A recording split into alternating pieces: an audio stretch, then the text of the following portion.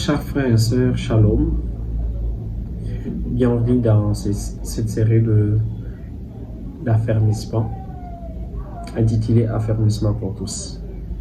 Aujourd'hui, on va commencer avec la première leçon, et celle qui porte sur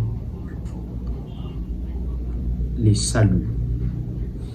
Alors, comment on peut définir les saluts? Les saluts, c'est le fait d'être sauvé. Les saluts, c'est cette faveur que l'homme obtient en croyant au Seigneur Jésus-Christ comme Seigneur et Sauveur de sa vie, et qui par conséquent lui octroie la vie éternelle. Donc les saluts, nous pourrons dire, c'est le fait qu'un homme puisse être sauvé en obtenant la vie éternelle par Jésus-Christ de Nazareth. C'est comme ça que la Bible est en train de dire dans le livre de Jean 3,16, car Dieu a tant aimé le monde qu'il a donné son Fils unique, afin que quiconque croit en lui ne périsse point, mais qu'il ait la vie éternelle. C'est-à-dire, cet avantage majeur du salut, c'est d'abord obtenir la vie éternelle. Alors, quel est le chemin, la voie qu'il faudrait emprunter afin d'obtenir la vie éternelle? Pour avoir la vie éternelle, la voie assure le chemin qu'il faut, parce que les croyants doivent avoir des choses, doivent suivre des chemins.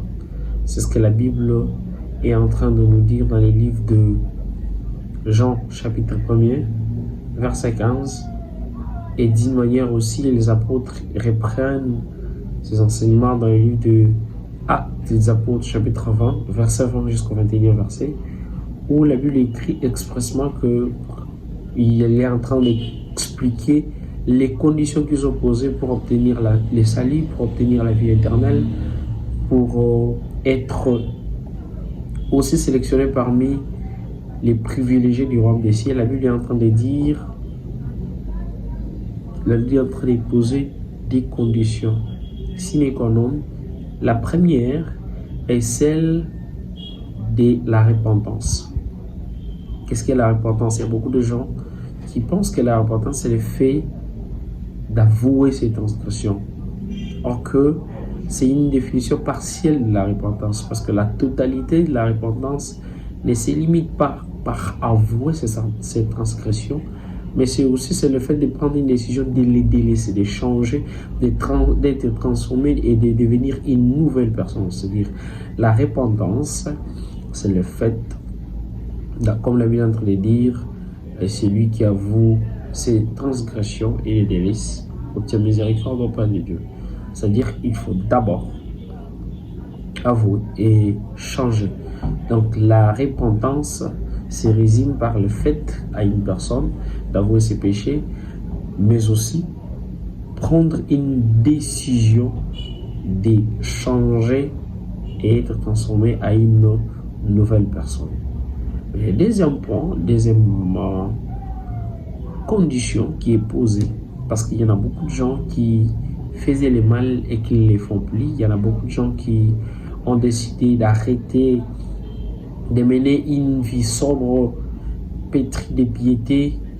Hélas, est-ce que ces personnes-là, la question qui se pose, est-ce que c'est là aussi bénéficieront du salut? Parce qu'il y a ça et là, tout le monde qui disent, mais bon, le plus essentiel, c'est que je ne vole pas, je ne vole pas ceci, je ne fais pas le mal à qui que ce soit, je respecte les principes qu'il faut, mais bon, les règles de la morale aussi les fait, mais cela n'est pas autant que les règles de la morale donneraient la vie éternelle. Non, non. Il y a aussi ceux qui ne font pas le mal parce qu'ils sont contraints par les lois qui sont établies dans des sociétés. Mais cela ne veut pas dire que ces lois ont pour objectif à amener quelqu'un à avoir la vie éternelle. Non. Ceux qui doivent obtenir la vie éternelle, c'est ceux qui prennent l'engagement solennel d'échanger en vertu de la parole qu'ils ont entendue. Laquelle parole? L'enseignement de Jésus-Christ qu'ils ont suivi et qui les a poussés à abandonner leur vie. Mais nonobstant cela, c'est que cette deuxième condition qui est majeure, c'est que toute personne qui veut, qui cherche, qui a le désir d'obtenir la vie éternelle doit comprendre qu'il doit croire au Seigneur Jésus-Christ comme Seigneur et Sauveur. Et oui, la Bible est en train de dire qu'il n'y a que lui, et lui qui est le seul qui peut donner la vie éternelle. La Bible est en train de répondre dans Jean 14, 6 que Jésus, c'est ici Jésus qui parle, il dit « Je suis le chemin, la vérité et la vie ». C'est-à-dire pour obtenir la vie éternelle, ce que nous devons faire, c'est que la première des choses, on doit se repentir. Et la seconde chose, c'est de croire en Jésus comme Seigneur et Sauveur. En dehors de Jésus-Christ, il n'y a pas de salut. Il est le seul et l'unique qui peut nous octroyer le salut. Donc, l'avantage d'avoir le salut, c'est que le salut, il n'y a personne qui peut te l'ôter. Après avoir été sauvé par Jésus-Christ, plus rien ne peut te dompter. Et l'avantage d'avoir le salut, c'est que plusieurs ne comprennent pas que toute chair n'est pas le temple du Saint-Esprit. Ceux qui deviennent temple du Saint-Esprit, ce sont ceux dont qui ont pris la décision de changer, c'est-à-dire ils ont fait la repentance sincère alors, et aussi ils ont cru au Seigneur Jésus-Christ. C'est là, ils ont cette fois-là, le Saint-Esprit habite en eux, parce que la Bible est en train de dire que le Saint-Esprit est le gage qui nous rassure que nous aurons au ciel, nous vivrons la vie éternelle. C'est-à-dire ceux qui ont les sceaux du salut sont ceux dont le Saint-Esprit habite en eux, dirige leur vie et conduit leur pas. L'avantage du salut, c'est que nous sommes devenus les saluts. Par le salut, nous devenons aussi enfants de Dieu, comme la Bible est en train de nous dire dans les livres de Jean, chapitre 1er, verset 12. Il dit à ceux qui ont crié, ils ont eu le pouvoir de devenir enfants de Dieu. C'est-à-dire, en obtenant les saluts, nous sommes dans l'éligibilité d'habiter où Dieu sera. Pourquoi? Parce que nous avons désormais qualité d'enfants de Dieu. Les saluts et cette condition sine qua non qui ferait de toi un bon et meilleur chrétien.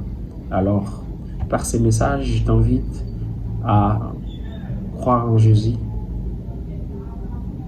en te repentant et suivre désormais la voie de la croix. Que Dieu te bénisse. C'était le révérend Michel Héritier Kiliboisi. Nous commençons cette série et avec le temps, on va continuer jour après jour selon la conduite du Saint-Esprit et donner l'affermissement pour tous.